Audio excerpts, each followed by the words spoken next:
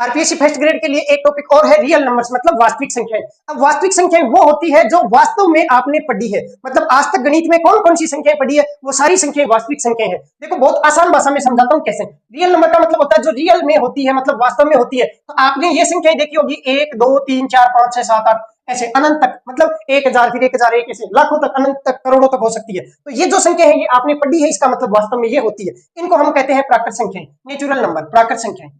तो आपने ऐसा भी पढ़ा होगा 0 1 2 3 4 5 6 7 8 ऐसे, और ये भी अनंत तक। तो ये भी पढ़ा, इसका मतलब ये भी वास्तविक संख्या है। इनका क्या नाम है? तो ये होती है पूर्ण संख्याएं। डिटेल से समझा दूंगा सबको अलग अलग से, बहुत ही शॉर्ट में। देखो उसके बाद में आपने ये भी सुना होगा 2 4 6 8 10 ऐसे, ठीक है। तो ये कौन सी संख्या होती है? ये होती है सम संख्या। इसका मतलब ये भी वास्तविक संख्या है। आपने ये भी सुना होगा 1 3 5 7 9 11 13 ऐसे।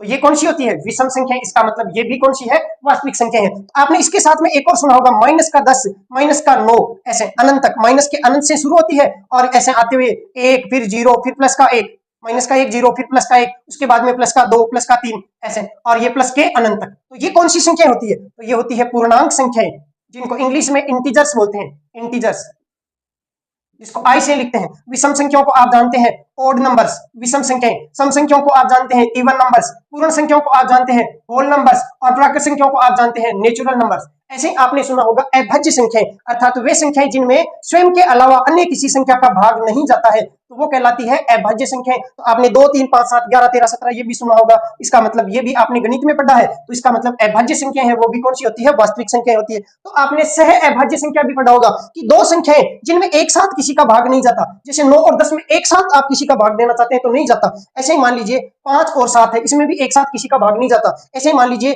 20 और जो 21 है, इसमें भी किसी का एक साथ में भाग नहीं जाता। इसका मतलब ये कौन सी होती है? सह अभाज्य संख्या होती है, और ये भी कौन सी आएगी? वास्तविक संख्या या रियल नंबर के अंतर्गत आएगी। तो ये जो सारी संख्याएं हैं जितनी भी आपने पढ़ी है वो सारी रियल नंबर्स है। अब बट्टे में कुछ संख्याएं लिखता हूं, जैसे 1/5 1/7, जिनको आप p/q के रूप में लिख सकते हैं। मतलब परिमेय संख्याएं जो होती है वो भी वास्तविक संख्याएं होती है। तो फिर अवास्तविक संख्याएं कौन सी होगी? तो आप कहेंगे कि जो अपरिमेय संख्या है वो भी कौन सी है? तो वो भी वास्तविक संख्याएं तो है।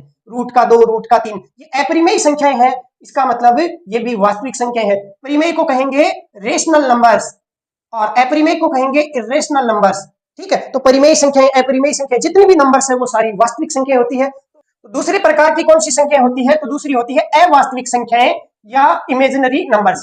एक तो होती है वास्तविक संख्या और दूसरी होती है अवास्तविक संख्याएं, जिसको आप इंग्लिश में लिखते हैं इमेजिनरी नंबर्स। अब ये कौन सी संख्या होती है? तो आप मुझे ऐसी संख्या बताओ जिसका वर्ग करने पे माइनस का उत्तर आ जाए। तो ऐसी कोई भी संख्या नहीं होती है। तो हम इमेजिन करते हैं कि कोई संख्या है x और उसका मैं वर्ग करूं तो आ जाए माइनस में उत्तर, मतलब माइनस का 1 आ जाए। मतलब मैंने कोई संख्या मान ली x, उस x का मैं वर्ग करूं तो आ जाए माइनस में। अब मुझे उस x का मान ज्ञात करना है तो मैं क्या करूंगा? दोनों साइड में रूट लगाऊंगा। दोनों साइड में रूट लगाऊंगा तो यहां तो हो जाएगा x बराबर -1 का रूट। तो -1 का रूट होने पर वो कहलाती है काल्पनिक संख्या। क्यों कहलाई? क्योंकि मैंने कल्पना की है। वास्तव में कोई ऐसी संख्या होती नहीं है जिसका आप वर्ग कर दे और आपका उत्तर माइनस में आ जाए, क्योंकि जैसे ही आप वर्ग करेंगे तो उत्तर प्लस में आ जाएगा। इस कारण से मैंने कोई संख्या x मान ली और उसका मान निकाला तो ये आया माइनस के अंदर रूट। तो मतलब माइनस के अंदर √1 लिखा हो तो फिर वो कहलाएगी इमेजिनरी नंबर्स। अब इसको आप डिनोट करते हैं i से, मतलब आयोटा से।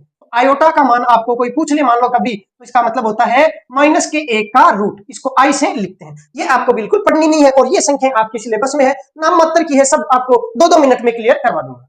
अब हम देखते हैं पूर्ण संख्या कौन सी होती है, क्योंकि वास्तविक संख्याओं में प्राकृत संख्या और पूर्ण संख्या दोनों आती है। तो पूर्ण संख्या देखो, हम सबसे पहले नाम लिखेंगे पूर्ण संख्या और उसके बाद में इसको जूम कर लिया और यहाँ पे देखा तो आपको दिखाई दिया 0। यहाँ से नहीं दिखा तो आप यहाँ से देख सकते हैं 0। इसका मतलब ये 0 से शुरू होगी, उसके बाद में क्या आएगा? 1। तो 0 से शुरू होगी, उसके बाद में 1 2 3 4 ऐसे आएगा। तो फिर प्राकृत में क्या था? तो प्राकृत को भी जूम करते हैं तो आपको यहाँ पे दिखाई देगा 1। यहाँ नहीं दिख रहा तो यहाँ पे दिख रहा है कौन? 1। इसका मतलब ये 1 से शुरू होती है, उसके बाद में 1 2 3 4 5 6 7 8 चलती रहती है। तो प्राकृत में और पूर्ण में क्या फर्क है? केवल 0 का फर्क है। पूर्ण संख्याएं शुरू कहां से होती है? 0 से होती है। प्राकृत संख्याएं शुरू कहां से होती है? 1 से होती है। तो अगर कंफ्यूजन रहे तो आप नाम लिख लेना प्राकृत और आप नाम लिख लेना पूर्ण। शुरुआत कहां से? 1 से। शुरुआत कहां से? 0 से। तो कभी भी आपको कंफ्यूजन इसमें नहीं रहेगा। अब हम देखते हैं पहली पूर्ण संख्या कौन सी है। तो पहली पूर्ण संख्या कौन सी होती है? 0। तो हमने बोला पहली मतलब 1, लेकिन आया कौन? 0। इसका मतलब 1 कम आ रहा है। हम बोल रहे हैं दूसरी, लेकिन आ रहा है 1। मतलब दूसरी में आपके कक्षा 2 आना चाहिए था दिमाग में, लेकिन आया कितना? 1 आया। इसका मतलब 1 कम आ रहा है। मैं कहूं तीसरी कक्षा, इसका मतलब तीसरी से 1 कम 2, चौथी 1 कम 3,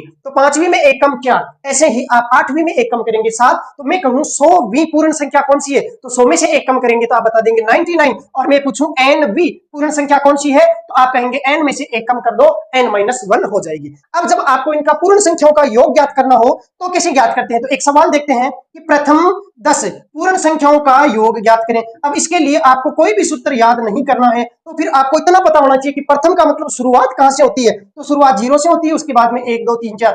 और बताओ 10वीं पूर्ण संख्या कौन सी होती है, तो 10 में से एक कम कर दो तो कितनी आएगी 9। इसका मतलब 0 से लेके 9 तक जोड़ना है। अब मुझे बताओ किसी भी संख्या में 0 जोड़ने का कोई प्रभाव पड़ेगा क्या, नहीं पड़ेगा, तो 0 को हटा ही दो ना, क्यों जोड़ो। तो मुझे कितना जोड़ना है, 1 से लेके 9 तक, तो 1 से 9 तक का मतलब हो गया 9 प्राकृत संख्या। क्यों, क्योंकि प्राकृत संख्या 1 से शुरू होती है। तो सवाल पूछा था पूर्ण संख्या और हम सोल्व कौन कर रहे हैं, प्राकृत संख्या।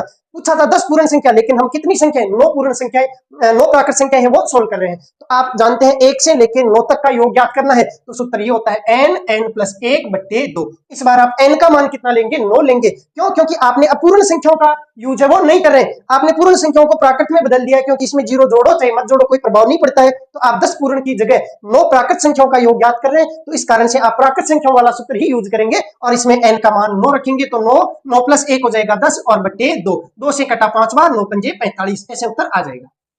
अब अगला सवाल है प्रथम 100 पूर्ण संख्याओं का योग ज्ञात करें। तो शुरुआत कहां से करनी है, 0 से, 0 के बाद में 1, उसके बाद में 2, फिर 3 4 5 ऐसे। और 100वीं पूर्ण संख्या क्या होगी, तो 100 से एक कम करेंगे 99।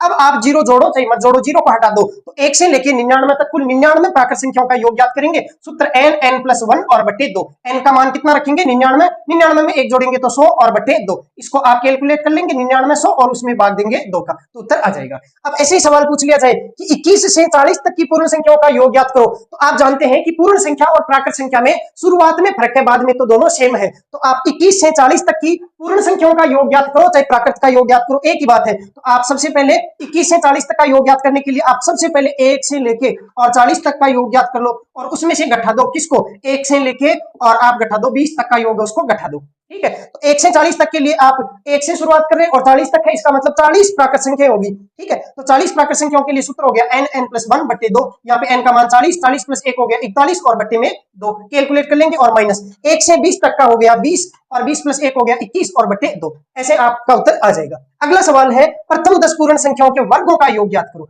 तो इसमें भी वही तरीका, प्रथम का मतलब शुरुआत कहां से, 0 से, 0 1 2 3 4 और 10वीं पूर्ण संख्या क्या होगी 9, इनके वर्गों का योग ज्ञात करना। इसका मतलब पहले स्क्वायर करेंगे उसके बाद में इनको जोड़ेंगे। अब किसी भी संख्या में 0 का स्क्वायर जोड़ो चाहे मत जोड़ो कोई भी प्रभाव नहीं पड़ता है, इस कारण इसको हटा दो और आप 1 से लेके 9 तक की जो प्राकृत संख्या है उनके वर्गों के योग वाला सूत्र यूज कर लो। योग का सूत्र क्या है, तो n+1 फिर 2n+1 और बट्टे में 6, ये हो गया प्राकृत संख्याओं के वर्गों का योग का सूत्र। n का मान कितना 9, 9 + 1 कितना 10, 9 का दुगुना 18 + 1 कितना 19 और पूरे के बट्टे में 6, कैलकुलेशन करेंगे तो उत्तर आ जाएगा। ऐसे ही मान लीजिए बीच में से पूछ लिया जाए, जैसे पूछे कि 11 से 20 तक की पूर्ण संख्याओं के वर्गों का योग ज्ञात करो, तो 11 से 20 तक की प्राकृत संख्याओं का वर्गों का योग ज्ञात कर लेना। सेम वही तरीका जो मैंने आपको बता दिया प्राकृत वाले में। अब अगला सवाल है प्रथम 10 पूर्ण संख्याओं के घनों का योग ज्ञात करो। तो शुरुआत 0 से, 0 1 2 3 4 5 है और 10वीं पूर्ण संख्या क्या होगी, तो 9। अब घनों का योग मतलब आपको क्यूब करके उसके बाद में इनको जोड़ना है, फिर इसका जोड़ बताना है। तो 0 का क्यूब जोड़ो चाहे मत जोड़ो, क्योंकि 0 का क्यूब भी 0 ही होता है। तो अब सूत्र हम कौन सा यूज करेंगे, प्राकृत वाला सूत्र क्या है, n+1 और बट्टे 2 पूरे सूत्र का होल स्क्वायर। अब n का मान कितना 9 रखेंगे, 9 + 1 कितना हो गया 10 हो जाएगा और बट्टे में 2 और पूरे का होल स्क्वायर। 2 से कट गया 5 बार, 9 पंजे 45, 45 का स्क्वायर करेंगे तो 4 पंजे 20 और 5 का स्क्वायर 25, 2025 उत्तर आ जाएगा।